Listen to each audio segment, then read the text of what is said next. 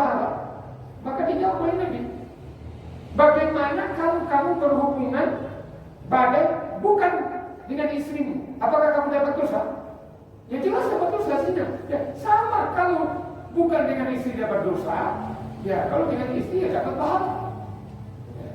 Yang penting karena Allah Subhanahu wa Ta'ala.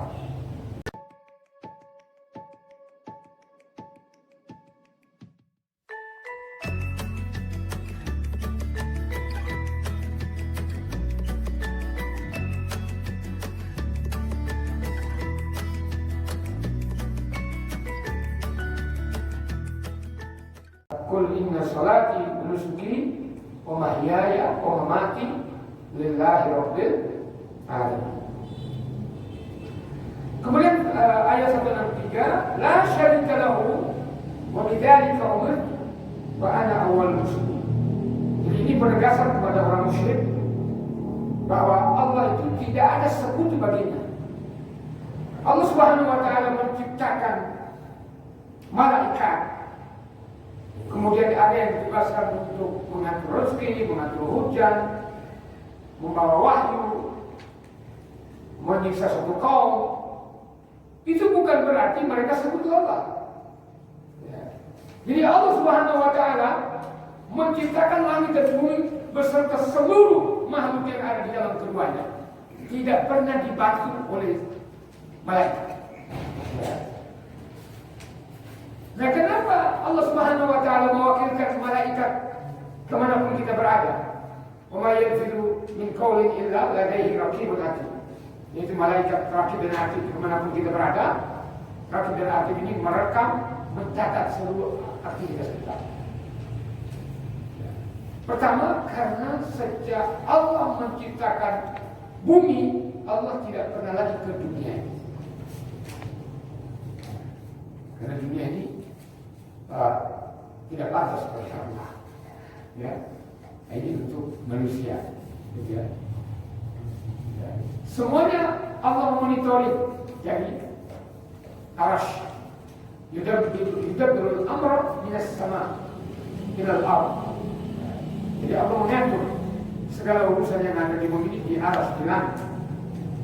Nah, yang diwakilkan oleh Allah untuk mencatat, padahal Allah Subhanahu wa Ta'ala sudah Maha tahu, tapi Allah masih mengirim malaikat raqib dan atid untuk mencatat amal kita. Ini juga memberi pelajaran bahwa kalau kita menjadi satu pemimpin, kita mendelegasikan, boleh mendelegasikan job-job tertentu. Ya, pemimpin dia tidak harus bekerja, dia hanya mendirect, mengatur.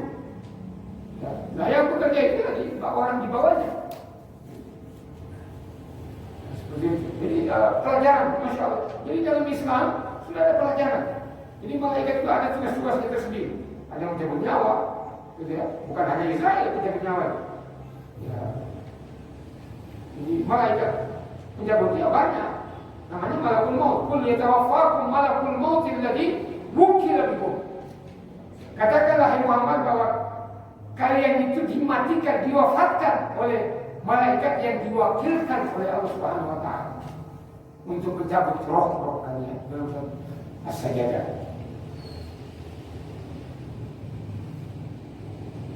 Jadi wa ana awwalul muslimin. Jadi anak sini adalah Rasulullah SAW.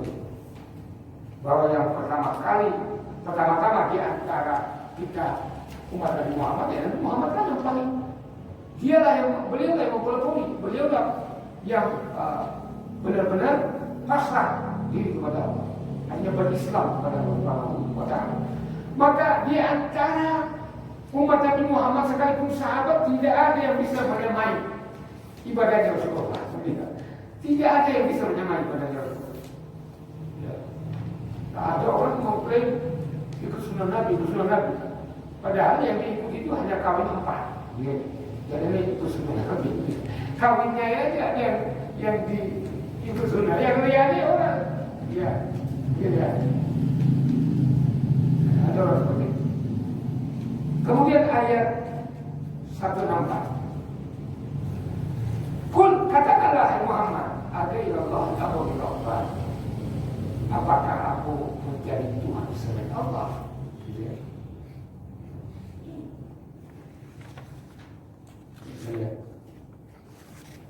Atlubu ilahan, apakah kalian menginginkan aku mencari Tuhan selain Allah Subhanahu wa taala? Wa huwa rabbu kulli syai', padahal Allah Subhanahu wa taala itu adalah Tuhan segala sesuatu. Jadi kadang-kadang kita digoda oleh setan. Pikiran kita gini, dari mana kok Allah itu kok tiba-tiba ada? Gitu. Nah, makanya kata Nabi, tafakkaru fi khalqillah, ya, pikirkanlah makhluk Allah, ciptaan Allah. Wala tafakkaru fi dzati. Jangan kalian memikirkan tentang zatnya. Bisa gila gitu. Ya. Karena otak kita dia nyambung. Jadi Allah itu huwal awwal wal akhir, wal zahir wal batin. Allah Subhanahu wa taala dialah zat yang pertama, tidak ada bermula. Ya. Artinya tidak ada, kalau kita bermula dari tanah, kan? Allah itu tidak bermula seperti itu. Ya, tidak usah kita pikirkan dari mana. Pokoknya Allah itu ada, Dia yang berkuasa, tidak ada zat yang lain yang berkuasa. Hanya Allah Subhanahu wa taala. Jadi wa huwa rabbu kulli syai'. Ma min ka'in fi hadhihi al-hayati illa wallahu rabbuh. Artinya bahwa tidak ada satu bentuk makhluk dalam kehidupan ini kecuali Allah Subhanahu wa taala lah sebagai Tuhan. Makanya Allah itu mengajari kita dalam setiap waktu kita baca alhamdulillahi rabbil alamin. Rabbil alamin artinya Tuhan seluruh alam. Apa itu alam? Masya Wallahi fahuwal alam. Alam itu adalah segala sesuatu selain Allah. Itu namanya alam. Makanya ada alam malaikat, alam jin, alam manusia, alam tumbuhan, alam hewan. Jadi, apa saja selain Allah itu adalah alam. Maka Allah itu Tuhan seluruh alam. Di segala bentuk yang ada ini, Rabbun itu yang mencipta, yang memiliki. Allah Subhanahu wa taala yang menciptakannya. Jadi Allahu alladzi khalaqa as-samawati wal arda wa ma bainahuma fi sittati ayyam tsumma istawa 'ala al-'arsy. Ya, jadi Allah Subhanahu wa taala yang menciptakan langit, menciptakan bumi dan segala apa yang ada dalam keduanya dalam 6 masa, dalam 6 hari. Nah, itu harinya Allah beda dengan hari kita. Ini keyakinan kita. Khaliquhu wa raziquhu wa hafidhuhu. Bahwa Allah Subhanahu wa taala yang menciptakan segala makhluk itu, Allah juga yang memberi rezeki. Ya, maka keyakinan kita ini bahwa rezeki kita itu sudah ada, Pak. Baik yang kita butuhkan saat ini maupun kita sampai mati. Wa ma yamutul mar'u illa 'ala Allah rizquh. Tidak ada seorang yang mati kecuali rezekinya ada pada Allah terakhir. Sekalipun besok kita atau hari ini jam berapa kita akan mati, kita masih diberi rezeki oleh Allah Subhanahu wa taala. Jadi Allah yang beri rezeki, Allah yang mencipta, Allah yang beri rezeki. Wa hafidhu, Allah Subhanahu wa taala juga yang memelihara. Kita ini kalau tidak pasrah kepada Allah. Kadang-kadang ada orang yang mau menjatuhkan kita, mau mendongkel kita, mau memecah bawah. Biar puluhan orang, kalau Allah belum menginginkan, yakin betul insya Allah tidak. Kadang-kadang orang berpikir, ya saya bisa memecat dia, saya berkuasa, gitu ya. Dalam satu instansi, dalam sebuah perusahaan. Tapi kalau Allah Subhanahu wa taala belum menginginkan, ya biar 1000 orang ya mau mendongkel dia tetap eksis gitu. Demikian juga rezeki Pak. 1.000, 1.000.000, 1 miliar orang mau menghalangi rezeki kita. Kalau memang Allah menunjukkan rezeki itu kepada kita, 1 miliar orang itu akan terpental, akan tersingkir, rezeki itu akan datang pada kita. Maka sebenarnya kita tidak usah terlalu ngoyo. Yang penting ikhtiar tetap maksimal, optimal. Pasti kepada Allah Subhanahu wa taala. Ya kan? Ya, kita lockdown ini orang bilang ada rezekinya. Ya ternyata kita juga belum mati kelaparan, ya begitu ya. Sekalipun di lockdown. Ya, dan itulah kekuasaan Allah Subhanahu wa taala. Kemudian Allah Subhanahu wa taala juga dalam ayat ini memberitahukan kepada kita bahwa apapun yang dilakukan oleh seseorang dari perbuatan baik kecuali akan dibalas ganjaran oleh Allah Subhanahu wa taala. Wa may ya'mal shalih falinafsi. Siapa yang berbuat baik untuk dirinya. Dalam surat Al-Isra dikatakan, "Faman ihtada fa innama yahtadi li nafsihi." Barang siapa mendapatkan petunjuk melakukan kebaikan, dia terbimbing melakukan kebaikan. Artinya dia diberi hidayah oleh Allah Subhanahu wa taala, bisa menjalankan puasa, menjalankan sholat sunnah, menjalankan ibadah dengan baik. Itu adalah hidayah. Nah, amalnya itu untuk dirinya sendiri. Wa man dhalla fa innama yadullu 'alaiha. Barang siapa yang melakukan kesesatan, perbuatan yang sesat yang tidak ada syariatnya, maka amalnya dia sendiri yang menanggung dosanya. Waliyadzubillah. Wala tasibu min syarrin illa 'alaiha. Tidak ada yang orang yang melakukan kejahatan kecuali dia yang menanggung. Tadi tutup dengan wala taziru wazratun wizra ukhra, bahwa seseorang tidak akan dipikulkan dosa orang lain kepada, sekalipun itu orang tua. Dulu sudah kita bahas bahwa ada orang bawa cerita orang tua sudah di dalam neraka, raja surga karena anaknya dalam neraka, dicari kembali dari neraka karena mempertanggungjawabkan perbuatan anaknya, dia berdosa. Enggak, itu hadis maudhu. Ya, enggak ada itu. Ya.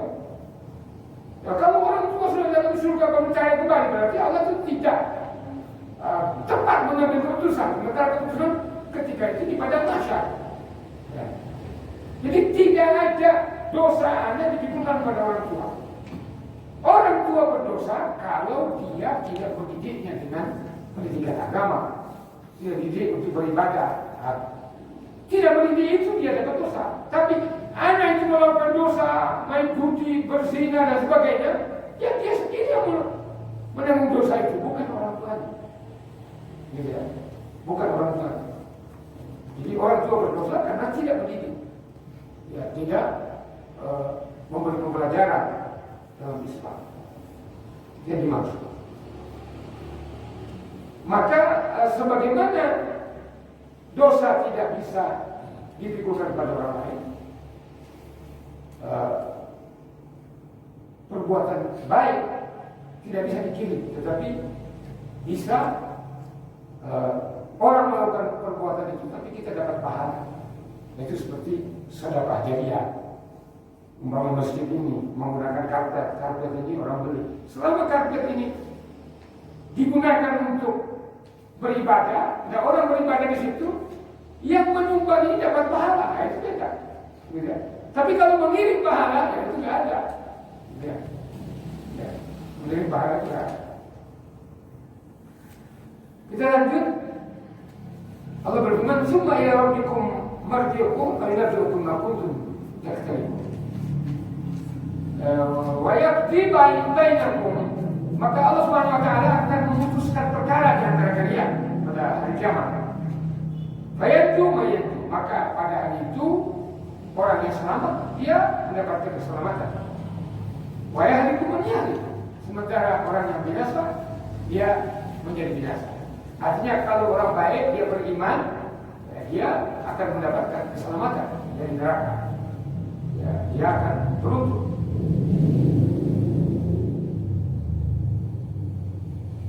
Allah berfirman selanjutnya, wa huwa alladzi ja'alakum khala'ifal ardh, bahwa dialah yang menciptakan kalian, menjadikan kalian sebagai khalifah. Nah, kata khalifah itu di sini Pak, khilafah. Maka tidak bisa kita menyatakan tidak ada sistem khilafah. Khilafah ini mau disukai tidak disukai oleh manusia, oleh orang kafir pasti akan terjadi. Karena Imam Al-Mahdi yang lahir di akhir zaman itu dia berbentuk khilafah. Ini paling kita putih orang kalau sudah ngomong khilafah itu sudah dicap hati ini. Tapi PKI dibiarkan. Nah, ini kan. Ayyakhliqu ba'dukum ba'da, hadza yamut wa yuris. Nah, antara lain maksud bahwa Allah menjadikan kalian sebagai khalifah pengganti.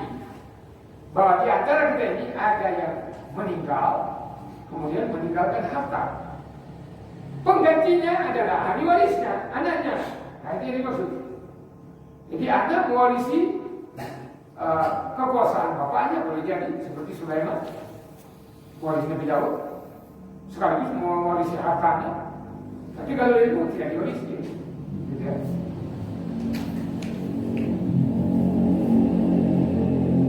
Wahakal waris yamutu fayuris. Demikian juga setelah anak ini mewarisi harta dari bapaknya, anak ini punya harta, anak ini punya anak lagi. Nah, anaknya itu mewarisi dia lagi, jadi saling mewarisi. Ini yang dimaksud bahwa Allah Subhanahu Wa Taala menjadikan kalian saling mewarisi antara satu dengan yang lain. Wa rafa'a ba'dakum fawqa ba'di darajat. Ini juga keputusan Allah ini, bahwa Allah Subhanahu Wa Taala mengangkat derajat sebagian yang lain di antaranya. Jadi ada yang jadi presiden ya biarin, itu sudah ketentuan Allah Subhanahu Wa Taala. Ada yang hanya jadi ketua RT, ya orang apa? Ya gitu ya. Ada yang dimuliakan oleh Allah Subhanahu Wa Taala. Jadi kemuliaan itu ya semuanya dari Allah Subhanahu Wa Taala, bukan dari manusia. Maka kita tidak perlu menuntut atau menyembah-nyembah orang supaya kita diberi jabatan. Tidak perlu.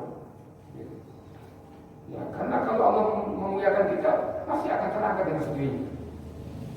Maka di antara kita ini ada yang mendapatkan jabatan, ada sebagai rakyat jelata. Ada yang diberi harta, ada yang fakir. Jadi ada ganiun, ada fakir. Ada yang kaya, ada yang fakir. Itu hak prerogatifnya Allah. Ya. Ada yang sehat, ada yang sakit. Ada yang berilmu, ada yang tidak berilmu. Ya, seperti itu.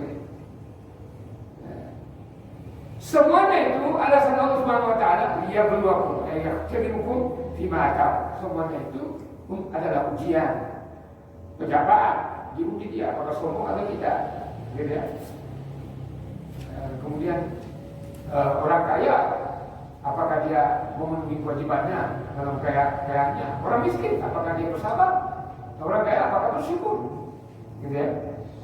Jadi itu semua adalah ujian dan cobaan untuk mencapai kemenangan atau kerugian. Jadi kalau orang menempatkan diri sesuai dengan pemberian Allah Subhanahu Wa Taala, kalau dia memiliki kekayaan, kemudian dia memenuhi kewajiban dalam kekayaannya itu, nanti dia akan menang, dia akan beruntung, dia akan selamat dari neraka. Nah, demikian orang fakir kalau dia bersabar, ya dia akan mendapatkan pahala dari kesabarannya. Tapi kalau sudah miskin, menggerutu, tidak sholat, ya itu miskin di dunia, miskin di akhirat. Nah, seperti itu ya. Ya. Kalau kita miskin di dunia tidak punya apa-apa, sudah beribadah, nah insya Allah di sana kita akan beruntung. Ya. Jadi kesimpulannya bahwa kita tidak perlu iri sebenarnya dengan apa yang dimiliki oleh orang lain, karena kita juga sudah punya jatah sendiri. Inna rabbaka sari'ul iqab wa innahu laghafurur rahim. Artinya bahwa orang kafir pasti akan diazab oleh Allah. dan orang yang bersyukur akan diberi ampunan dan diberi rahmat. Kesimpulan, yang pertama bahwa ajaran agama Ibrahim alaihissalam yaitu Islam, bukan Yahudi, bukan Nasrani, apalagi Muslim. Yang kedua, disyariatkan kita membaca Inna salati wa nusuki wa mahyaya wa mamati lillahi rabbil alamin fil qiyami lis salat, ketika mendirikan salat. Ya, doa kita. Yang ketiga, la yasihu talab rabbi ghairillah, tidak sah mencari Tuhan selain Allah. Tidak benar. Karena Allah Subhanahu wa taala adalah Tuhan seluruh sekalian alam. Yang keempat, keadilan Allah Subhanahu wa taala benar-benar dapat dilihat ketika pada hari kiamat. Jadi kalau sekarang ini orang tidak adil. Kemudian begitu juga ganjaran akan kita lihat pada hari kiamat. Yang terakhir bahwa Allah Subhanahu wa taala menganugerahi setiap orang sesuai dengan kebutuhannya, termasuk ada yang kaya tadi, ada yang miskin, ada yang pejabat, ada yang jabatan. Ya semua itu adalah ujian dari Allah Subhanahu wa taala. Yang itu apakah beras selamat atau beruntung dan rugi atau dia masuk neraka. Maka bahagia ketika orang beriman, insya Allah kita selamat. Kita selamat tidak ada. Ada dulu pas waktunya, jadi setelah baru